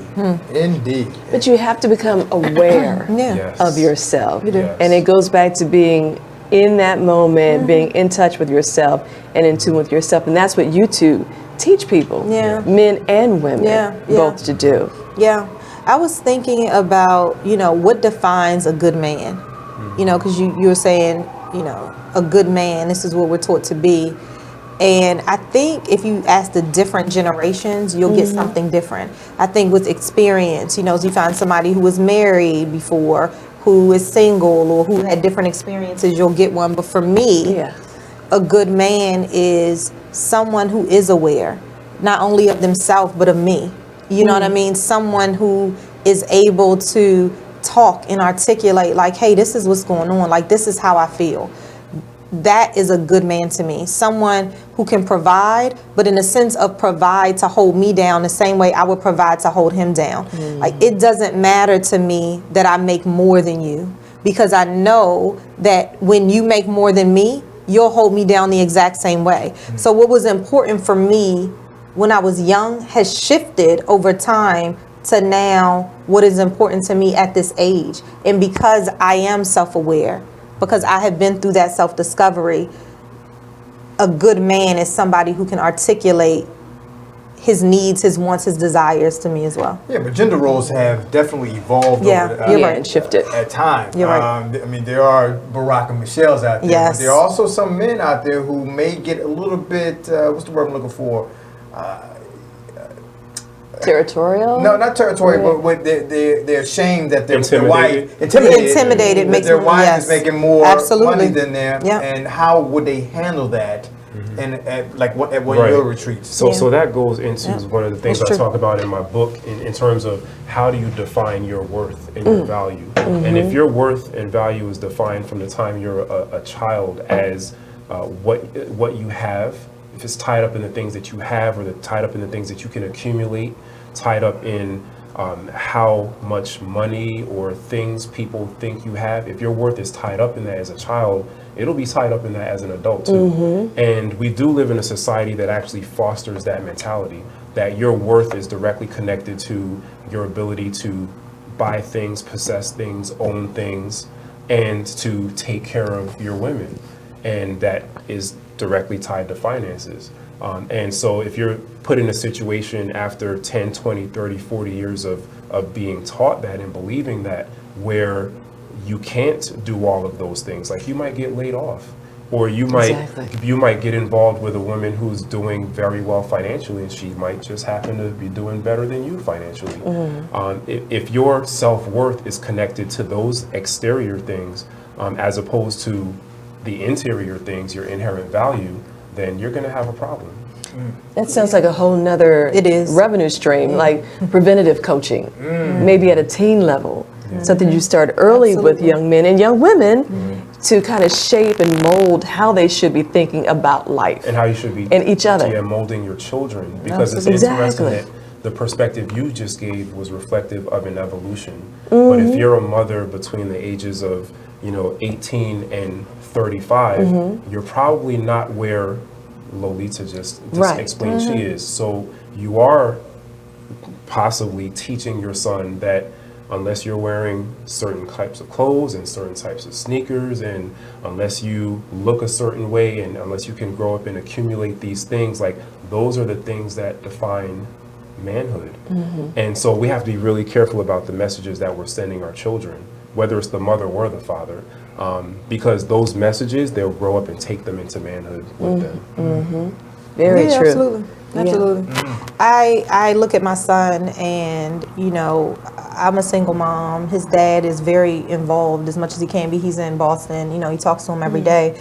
But when you take a look at some of the things he says, I try to be very intentional on, hey, make sure when you're talking to somebody, this is how you say. Or wait, when you do that, this is what you're emitting. Like, this is what that says when you do that. Hey, I want you to wear your pants up on your butt, because this is what it can be perceived as, and so we have those conversations. And I think having conversations now more openly is so important as parents, because social media is so instantaneous. Like, this is their end all be all. This is their news. Right? And this is the way they get the information. When we grew up. And the presence is so much greater than your parents, because your parents are at work for 8 hours out of the day, but social media is constant throughout the day. So it can have more influence. It does. It absolutely does. And it's hard to, I know, not only as a single mom, but even if you have a dual family, like you come home from work and you're trying to get homework done, you're trying to get cooking done, you're trying to get all of this stuff done, and then there's social media, right? There's somebody bullying this person on social media. They can't take a picture with that outfit on because they just had it yesterday. So now your bank account, when do you sit down and say, hey, we need family time? That's right. At this dinner table, there's no gadgets. There's no technology at the table. That's one of the things that Does anybody eat dinner together? Yeah, I know. It's hard. I do. We try to. You got to force it. It's hard. Okay, tonight it's going to be everybody there at the same time. It's so hard. It is. And I'm probably the biggest impediment to that, because I don't have a 9-to-5 work schedule. But even our children are overscheduled now. And so trying to find a time when everybody can get together and sit down, but the reality is, if they are not overscheduled, or at least scheduled, then they're behind everybody else. So that's a whole nother dimension of problems that you got to address and be prepared for. It is. It's burnout early. I mean, these kids are stressed out. Oh my goodness, yes. When they think about the tests that look at the suicide rate now with 8-year-olds and 7-year-olds committing suicide now. Absolutely. Because the anxiety is so strict. And it's not just the bullies, it is the anxiety. It's performance anxiety. It's being accepted. It's so many different things that they're contending with now. And social media adds to that, because they see how other people are doing and think they need to fit in that void. Or how other They people really are don't. pretending they're doing it. Exactly. The one thing I used to teach my kids, and I still do, and again, my daughter's 28, my son is 20, is that what you see on what you see on social media is a sanitized version of what their reality is. It's what we want to put out. It's only what you want to put out Absolutely. there. You don't put it out there when you're not looking your best, or you know your skin is broken out, or your hair is not right, your outfit's not, or you're not feeling good. You don't put that out there. Or the struggles, you don't put The that out. struggles, you don't Hey, put look what that I did out. today. Yeah. We all We do. all have them. And so just understanding that this is surface level, Yeah. you know? Absolutely. You get however many characters or 60 seconds in order to showcase your life, and you only put out the good stuff. Yeah. So, you know, it is hard for our young people, but... Which is why we have to be the intervention for our children every day. do. But we need the training from you guys with the expertise of the strategies retreats, and right? the tactics to be Absolutely. able to do it. Because I can sit there and preach all day long, you know, at the dinner table to my kids. You know, my husband and I can do that, but sometimes I may not cross every T and dot every I because I haven't thought it all the way through. And you guys have thought it through. Yeah, And we've thought put it through. together the curriculum, so to speak. And these retreats actually teach systems in place to how to balance family atmosphere as well. So But it starts with you. It starts with It starts with It's a you. way of thinking, and That's it's what it about is. changing the way that we've been conditioned to think for so many years, right? And the priorities that the prioritization that we've been mistaught for so many years. You know? You know what else is really important is the language. And I've gotten a lot of language from you, Lolita, just of how to say things. We might want to say something to our children, and you even talked about it with your son, how he said, I don't want you to read to me. I don't want to hear it tonight, Dad. Because he's so entrenched in whatever the drama is he's going through. How do we reach that? We need that language. And some of that language comes from the coaching. You know, It having does. the right words, having the right emotion, be able to take yourself out of your step out of yourself and put and step into where that person is, your child or your coworker, or you know your whoever. And ask yourself, is it real? I think that's one of the things I'll leave the audience with is when you're thinking something about yourself or somebody says something about you and it's burning you inside, is it real? Like, is it true? Right. Is it true? Right. You know, and if you can say yes to that, then ask yourself, well, how is it true? What's an example where that was true? What's an example where that wasn't true? Because reality is we're emotional creatures. And All we of us take are. on a lot.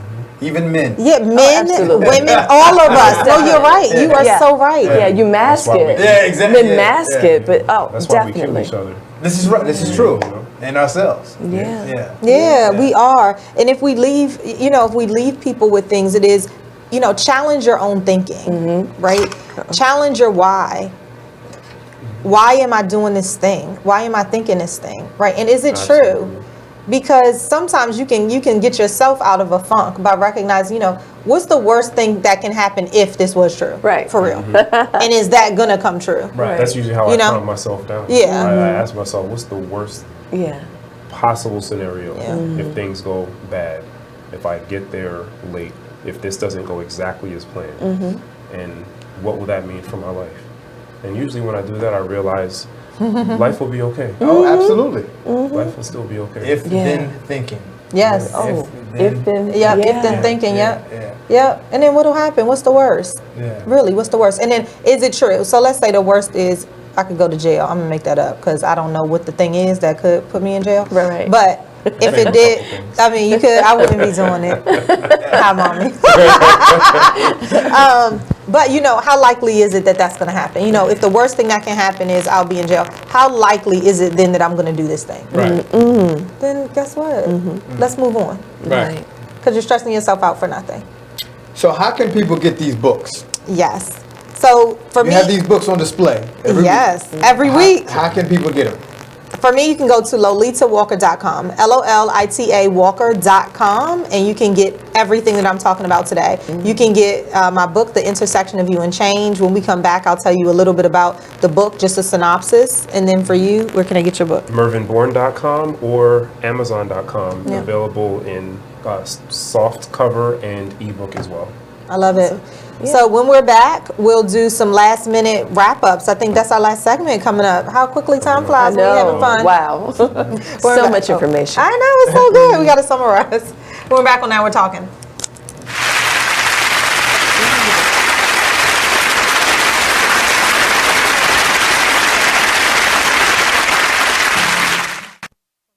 thought you was gonna have my money today. Man, it is what it is. Then last week you told me your wife was cooking. Man, it is what it is. Then again, I don't think I want your wife cooking because you don't like it. Well, it is what it is. This Fly T Miles, also known as Tyree Miles, and Mr. Miles the writer. Hip Hop K. Check us out every Friday on Be Exposed Radio. It is what it is, 9/11. Are they ready to? I know they're not ready to accept it, but yeah, exactly. That's my whole thing. Like, how many of them are really ready to think about it like that? None. You know, like I think the problem is like I don't even know how we got here, but it's inbred. You're not born to hate people. You're not born to distinguish between black and white and Asian and Hispanic. That's something that you're taught. You're taught. Point blank, period. Straight up. My daughter came home and told me that her white teacher was black. Maybe it's because it's how she treated her. She don't see any color. But when it comes to all her friends, all her friends are mixed. All of her friends have a white parent, black, African, Hispanic, other parent. So children don't see color. You breed your children. Not breed. Right. You raise your children to see that. Yeah, most definitely. They don't see racism. Well, I guess I met a little girl who had a black doll, and she said because the black dolls are prettier than the white dolls. But then I've taken a black doll and a white doll and put it in front of two kids. And it's a study that they've done before. You put it in front of two kids, and you put it in front of a kid, and you ask them which one is the nice one. Man, it is what it is. Man, it is what it is. Well, it is what it is. This Fly T Miles, also known as Tyree Miles, and Mr. Miles the writer. Hip Hop K. Check us out every Friday on Be Exposed Radio at 9 a.m. Long live Pop. Y'all can go ahead and cry now. I'ma show these niggas what to do with one of your beats, man.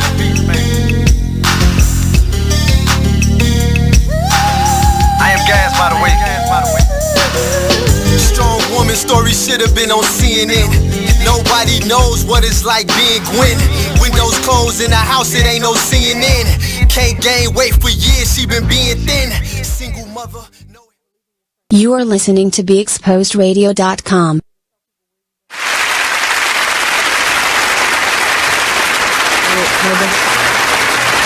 Welcome back to Now We're Talking. We have had an amazing show tonight, and I cannot believe that we are winding down now. But we've been being interviewed by two amazing guests who turned co-host tonight. Thank you. We feel like family now. Yes, absolutely. Magic 102.3 and 92.7's own Lamar LBD Robinson and the lovely Miss Madelyne Woods. Thank you. You said she had a 28-year-old. Well, I don't understand how that works out. Right. She's 28 herself. Right. I don't get that. I'll take that. Right. Yes. I'll receive all of That it. math don't add up. It don't add up to me. That's funny. So we want to leave some call outs. Hey Eric, thank you so much for joining. Hey Ajari, I see you're back. Hello. Joy, Tia, Kim, Cheek, Washington. Hello. Thank you so much for joining. Yes, Troy, Kamar, Carla, Carlos, Jim, Tisha, Tamisha, Rohan, thank you so much for joining. We appreciate y'all watching. Yes, we do. So we wanted to leave you guys with a couple of things. We have been talking everything from entrepreneurship to children, to raising your children, to leaping into your fears, to entrepreneurship. Did I say that already? So we're leaving you with the acronym SOAR. The S is for sitting in your pause. We talked about that. Just stopping, just breathing, and just assessing your situation and recognizing that you're standing right here. Okay? Overcoming your fears, especially as related to being an entrepreneur. There is a freedom that comes alongside of that. There is work, but we wanted you to just leave you with stepping into your fears to be free. Accept where you are and then make a choice. Kind of going back to the act of sitting in your pause, you are standing right here. So the question is, what are you going to do?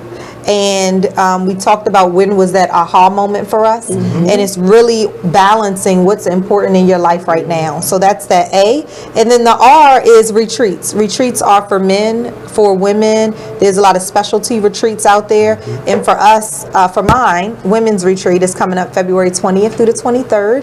Purcellville, Virginia. You can go to lolitawalker.com, click on retreats. I would love to see you there. It's intentionally small, and it's really meant to pour into you and allow you as busy women to really sit in your pause and step into the greatness that is just sitting here waiting for you, right? So where can people get in touch with you? You can reach me by my website, mervinbourne.com. That's MERVINBOURNE.com. You can reach us here at the show at nowwe'retalkinglive@gmail.com. If you have show ideas, questions, comments, please send them to the email address and we'll definitely respond to you. Yep. I am Lolita E. Walker, certified life and executive coach, TEDx speaker. So if you have not watched my TEDx talk, you must. Again, amazing. Yes. He was live. I was there in person. Yes. Yeah, it was amazing. Thank you. You can go to lolitawalker.com for all things Lolita and everything I have going on. So I invite you to go there. Also have January 18th, I'll be doing another vision board event. So let's get you right for 2020. Make sure you're really focused. Make sure you have your accountability lined up. Make sure you have some plans in place for that.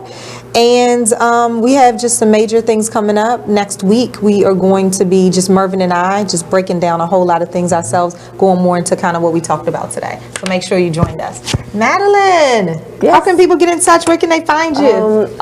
Always at Magic 102.3 and 92.7, and on Instagram and Facebook at Madelyne Woods. Yes. I keep it simple so you can find me. Yes. No problem. I love it.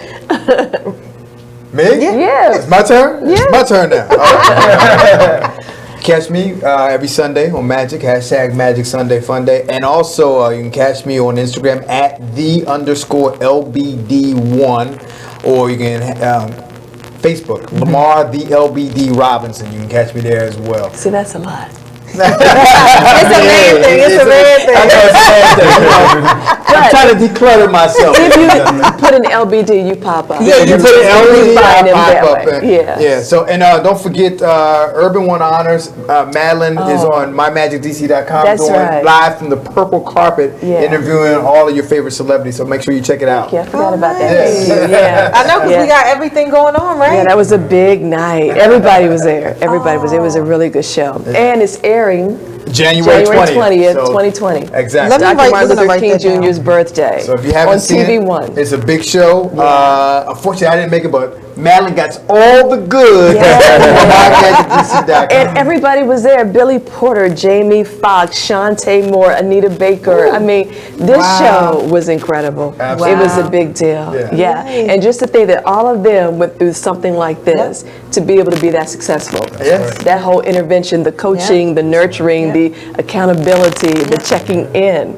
You know, everybody who's successful has done everything that you guys are teaching. So thank you for what you do. Thank you. Thank you. It has been a pleasure. We've had another great night. We're going to do an after party show and make sure that we post it to our page. So thank you guys for tuning in, and we'll see you next week. All right? Now we're talking. Good night.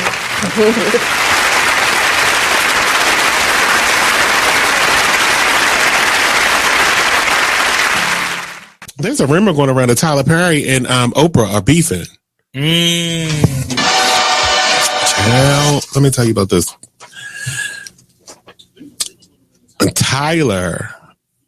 Okay.